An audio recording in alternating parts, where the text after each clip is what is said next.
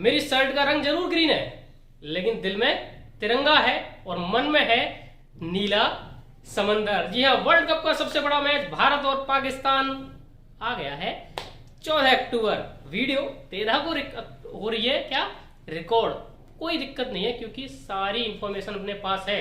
सुमन गिल शायद अभी नहीं खेलेंगे, हालांकि टीम के साथ जुड़ चुके हैं, लेकिन खेलने की पॉसिबिलिटी कम लग रही है। उसके अलावा भारतीय टीम से कोई न्यूज नहीं है। अश्विन खेलेंगे, सरदुल खेलेंगे, समी खेलेंगे, किसी को नहीं पता, वो तभी पता लगेगा। कोई अंदाजा नहीं लग पा रहा है। पाकिस्तान अपने कॉम्बिनेशन में कोई चेंज करेगा उसकी भी बहुत कम चांसेस है। लेकिन इन सब बातों पे चर्चा करने के लिए आज मेरे पास एक स्पेशल गेस्ट है।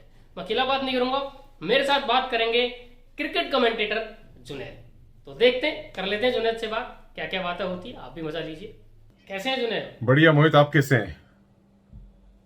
मैं भी बहुत अच्छा हूँ। तो बहुत हाई प्रोफाइल मैच, या ये कहिए कि इंडिया पाकिस्तान के मैच का हम सबको वेट रहता है, वो दिन आ गया है, वो मैच भी आ गया है।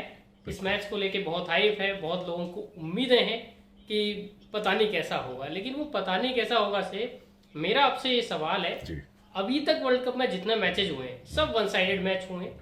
इवन कल ऑस्ट्रेलिया और साउथ अफ्रीका का मैच जिसको लग रहा था कि एक कॉन्टेस्ट बनेगा, वो भी नहीं बन पाया। तो इंडिया पाकिस्तान के मैच को लेकर आपका क्या सोचना है? क्या कॉन्टेस्ट बनेगा? अच्छा, मेरा बेसिकली ये सोचना है इस मैच को लेकर कि अगर हिस्टोरिकली हम देखें 1992 से 1992 ऑनवर्ड्स अप अंटिल 2011 मैचेस बड़े ही क्लोजली फॉट रहे हैं। Eventually in the and India को बड़ी मार्जिन से विक्ट्रीज मिली हैं, लेकिन 2015 और 2019 का मैच भी जो रहा है वो बिल्कुल वन साइडेड ही रहा है। लेकिन आई थिंक दोनों टीमों ने, इंडिया ने तो खैर एशिया कप से अपना कॉम्बिनेशन सेट कर लिया था, अपना फॉर्म पिक कर लिया था। I think Pakistan has got into that groove, वो अपने फॉर्म में आ चुका है। आई थिंक ये इस वर्ल्ड कप के लिए, ना ही इस इंडिया पाकिस्तान एनकाउंटर के लिए बस, बट इस वर्ल्ड कप के लिए ही काफी क्रूशियल होगा। एंड आई थिंक कि ये मैच क्लोजली फॉट होगा क्योंकि in the end it all comes down to the nerves. जो अपने नर्व्स को बेहतर तरीके से कंट्रोल कर पाता है वही इवेंचुअली जाकर अंत तक मैच जीत पाता है और मैच में बना रहता है। सो आई थिंक ये क्लोजली फॉट कॉन्टेस्ट होगा, बट या आई थिंक ये एक इस वर्ल्ड कप में एक रिवाइवल का रोल जो है ना बेसिकली प्ले कर सकता है। क्योंकि अभी तक अगर आप देखें, जो आपने बिल्कुल सही कहा है कि एक इंडिया ऑस्ट्रेलिया का ही ऐसा मैच था जो एज इंडियंस हमें वो एक एक्साइटमेंट दे रहा था। इवेंचुअली हमारी 3 विकेटें आगे की चली गई थी, लेकिन उसके अलावा सारे मैचेस जो रहे हैं वो बिल्कुल वन साइडेड रहे हैं। बट आई होप कि 14 के दिन चीजें चेंज होंगी। परफेक्ट। तो जैसे आपने अभी कॉम्बिनेशन सेट होने की बात करी, तो वहीं से आ जाते हैं प्लेइंग 11 पे। इंडिया के प्लेइंग 11 में क्या आपको कोई बदलाव होता दिख रहा है जो अफगानिस्तान के अगेंस्ट थी उसमें? मुझे लग रहा है कि अश्विन को शायद मौका मिल सकता है, कंसिडरिंग कि वहां पर लेफ्ट हैंडर्स हैं। एक इमामुल हक है और एक साउथ शकील बीच में मिडिल ऑर्डर में खेल रहे हैं। वो बड़े अच्छे और नंबर 4 के बल्लेबाज हैं। तो जब वो बैटिंग कर रहे होंगे तो देर इज अ पॉसिबिलिटी कि अश्विन को मौका मिल जाए बेसिकली बॉलिंग डालने का इन द मिडिल ओवर्स। तो there is only one change according to me, Shardul Thakur goes out and Ashwin comes in to play. His experience plus considering the fact कि पाकिस्तान में left handers भी हैं, and like you know we have all been hearing कि शुभमन गिल शायद इस match में भी बाहर बैठे हैं। This is the latest that I have heard. तो it's going to be the same 11 barring one change, or Ashwin coming in place of Shardul Thakur. Perfect. और पाकिस्तान के कॉम्बिनेशन की तरफ अगर हम बात करें तो आई थिंक पाकिस्तान मोर और लेस वो सेम ही टीम खिलाएगा क्योंकि उन्होंने एक अपना सेट पैटर्न बनाया हुआ है पिछले 1-1.5 साल से। बस 1-2 चेंजेस हुए हैं, लेकिन उसके अलावा I haven't seen them making any sort of changes. हाँ, फखर जमान की एक चेंज रही है बिल्कुल, लेकिन वो क्यों रही है उस पे I mean there is you know there could be a debate, लेकिन the one who has come into that squad in place of Fakhar, he has done exceptionally well. Abdullah Shafique ने बहुत ही अच्छी पारी खेली थी उस दिन अगेंस्ट श्रीलंका, उस and that will make sure कि he retains his spot. उसके अलावा मुझे नहीं लगता कि कोई चेंज होगा क्योंकि एक विनिंग कॉम्बिनेशन बना है उनका, एंड वो मेरा नहीं ख्याल है कि चाहेंगे उस विनिंग कॉम्बिनेशन को चेंज करें और एक 1-2 चेंजेस करके अपनी टीम फील्ड पर उतारें। So it's gonna be the same team for Pakistan and one change for India. Bharat के लिहाज से अगर देखा जाए तो पाकिस्तान के पास कौन सी ऐसी बड़ी थ्रेट्स हैं जिनसे भारत को सावधान रहना होगा जहां भारत का गेम थोड़ा बन सकता है या बिगड़ सकता है, उन थ्रेट्स को निगेट करके या उन थ्रेट्स को निगेट ना करके? मुझे ये लगता है मोहित कि अगर हमने शाहीन शाह अफरीदी का पहला स्पेल निकाल लिया then we will be in the game right throughout, क्योंकि अगर आपने शाहीन अफरीदी की अगर बॉलिंग को एनालाइज किया है तो जब वो पहला स्पेल करवा देते हैं, अगर उनको विकेट ना मिले then he is a completely different bowler.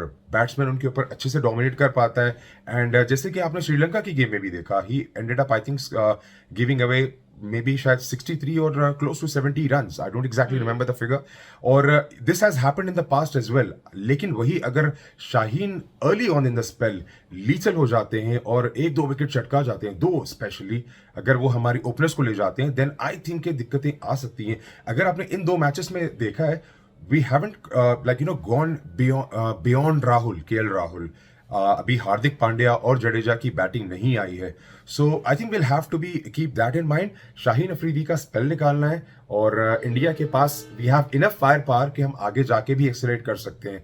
दूसरी चीज, Babar Azam, well he hasn't been in the proper groove, और स्पेशली इंडिया के अगेंस्ट बिग टूर्नामेंट्स में उन्होंने कभी परफॉर्म नहीं किया है, तो he will be actually aching to perform.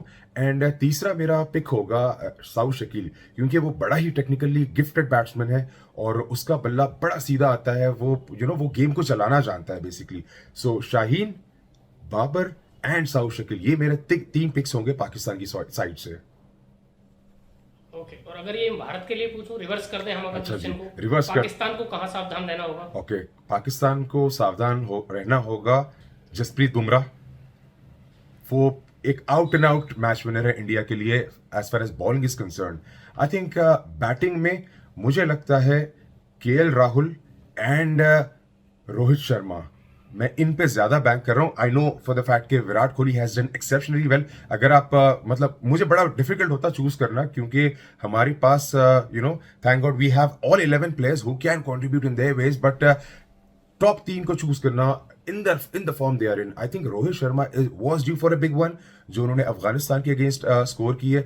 But I think अगर रोहित वो एक 60-70 की भी एक क्विक स्टार्ट दे जाते हैं तो that is gonna be way too crucial for team India. KL Rahul, well, जब से उनको नंबर 4-5 की रिस्पॉन्सिबिलिटी दी है, he looks a completely different batsman. उनका बैट फ्लो, उनकी जो फॉर्म है, वो जिस तरीके से खेल रहे हैं, दैट इज एब्सोल्युटली ब्रिलियंट। तो मेरे हिसाब से ये 3 पिक्स हैं, लेकिन don't count Kohli out yet. मतलब वो the way he is playing, he is above the cut anyhow. So मेरे हिसाब से Bumrah, KL Rahul and Rohit Sharma will be our 3 main man in this match. Perfect. एक लास्ट क्वेश्चन जो मेरा आज का हमारे कन्वर्सेशन का है वो ये कि इस मैच के अगर मैं आपसे पूछूं कि टॉप प्लेयर्स कौन से रहने वाले, दोनों तरफ से आप मिक्स करके बता सकते हैं, तो मुझे आप फटाफट कुछ प्लेयर्स के नाम बता दीजिए। Okay, I think KL Rahul, Shaheen Afridi और बाबर आजम। परफेक्ट। ये जाते जाते एक इंटरेस्टिंग आंकड़ा मैं बता देता हूँ। केएल राहुल का अहमदाबाद में रिकॉर्ड बहुत खराब है। बाबर आजम ने भारत के खिलाफ कभी भी 50 प्लस का भी स्कोर नहीं किया है। बाबर आजम का इंडिया के खिलाफ जो स्कोर है आईएएस, वो है 48। अब वो क्या ये ऑड्स क्या बदलेंगे, इन सब बारे में इस एपिसोड में आगे चर्चा होगी जुनैद के साथ। हमारा साथ इतना ही था, फिर जुड़ेंगे जुनैद के साथ इस वर्ल्ड कप के आगे के मैचेस में। फिलहाल के लिए आगे बढ़ते हैं, फैंटेसी पे आ जाते हैं, क्योंकि वो वाला सेगमेंट आपका पता है, आपको मेन प्लेयर्स पता लग गए, आपको प्लेइंग 11 में क्या बदलाव हो सकते हैं वो आपको पता लग गई। पिच की चर्चा अगर मैं थोड़ी सी करूं तो अहमदाबाद में जो पिछला मैच हुआ था उसमें स्पिनर्स और पेसर्स दोनों बराबर रहे थे, बहुत बदलाव उनमें नहीं होने की पॉसिबिलिटी है। सेकेंड इनिंग में चेज क्या हो गया था, बहुत ईजी हो गया था। न्यूजीलैंड ने इंग्लैंड को 9 विकेट से हराया था। यहाँ भी चेज आसान रहने की संभावना, लेकिन भारत चेज करेगा तो। इंडिया के केस में ऐसा नहीं होगा, India will chase it down. उसके अलावा फैंटेसी पे अगर मैं जाऊं तो विकेट कीपर्स में आ जाते हैं, मोहम्मद रिजवान है, ईशान किशन है, और आपके पास है केएल राहुल।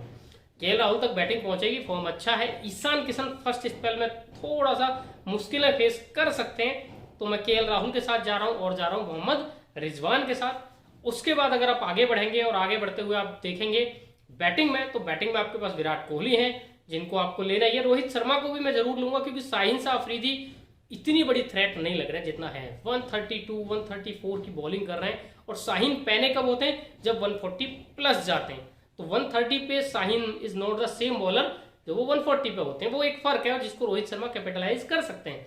तीसरे जो बैटर मैं लेके जा रहा हूँ पाकिस्तान से, वो लेके जा रहा हूँ इंटरेस्टिंगली साउथ शकील। बाबर आजम नहीं है, भारत के खिलाफ रिकॉर्ड बहुत अच्छा नहीं है, अंडर प्रेशर भी है, मैं ड्रॉप करके जा रहा हूँ। इमाम पे मुझे बहुत भरोसा नहीं है। अब्दुल्ला अच्छी पारी खेल के आए, लेकिन भारत के खिलाफ हो सकता है उस सक्सेस को रिपीट ना कर पाए, क्योंकि इंडिया बहुत अच्छे प्लान के साथ उनके लिए आ रहा होगा। तो ऐसे में साउथ शकील की जो टेक्निकलिटीज हैं, हम और जुनैद भी अभी वही बात कर रहे थे, वो यहाँ पे काफी हैंडफुल साबित हो सकती हैं। उसके बाद अगर ऑलराउंडर्स में जाए तो सिर्फ एक ऑलराउंडर में लेके जा रहा हूँ, नाम है रविंदर जडेजा। देखिए sorry Hardik Pandya, out and out तो ना बॉलर स्पिनर्स को यहाँ पे हेल्प होने वाली है ना पेसर्स को। मोहम्मद नवाज स्ट्रगल कर रहा है विकेट्स के लिए, रविंदर जडेजा अगर कंडीशंस फेवरेबल ना हो तो बहुत अच्छा नहीं कर पा रहे। शादाब खान एशिया कप के टाइम से लगातार स्ट्रगल में है, तो वी कैन अवॉइड देम। हम उनकी जगह क्या कर सकते हैं, ऐसे प्लेयर्स को ले सकते हैं जो गेम में रहेंगे, जो विकेट ले सकते हैं आपके लिए। तो वहां पे फिर हार्दिक पांड्या अकेले ऑलराउंडर रहेंगे और वही वाइस कैप्टन भी रहेंगे, Kohli will be our captain. Bowling में अगर आप आ जाते हैं तो भारत का जसप्रीत बुमराह, कुलदीप यादव तो अनड्रॉपेबल है, उनके साथ सिराज को मैं लेके जा रहा हूँ। भले ही उन्होंने पिछला मैच उनका खराब रहा, लेकिन नो इशूज दोस्त, वो अच्छा ही जाएगा उनका मैच आज, क्योंकि डेथ में भी बॉलिंग कर रहे हैं। और अगर सरदुल के साथ ही कंटिन्यू करता है भारत तो फिर सिराज ज्यादा इंपॉर्टेंट भी रहेंगे, ये भी मैं बता दूं आपको।